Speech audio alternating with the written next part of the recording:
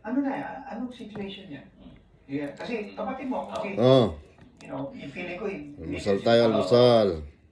Sir, kasi ganito. Anong oras na po ngayon? Silog, silog. Isda. Hanggang 9 na lang kayo ng umaga. Ganun. Anong operation ito? Salamat. Sabi ko, teka, konti explain. Bakit mo sinabing 9 ng umaga? Kasi sir, ang buong mundo, ang red blood corpuscle count ay 19. Yung normal, 19 red blood corpuscle. Yung akin, ayan po, basahin niyo po. 1,240. Grabe. Sabaw tayo. Mahaba. Oo. Mahaba yung barat. Ganun ba? O sige. Akin yung wait mo. Tirahin niyo na ako. Yun, doon ako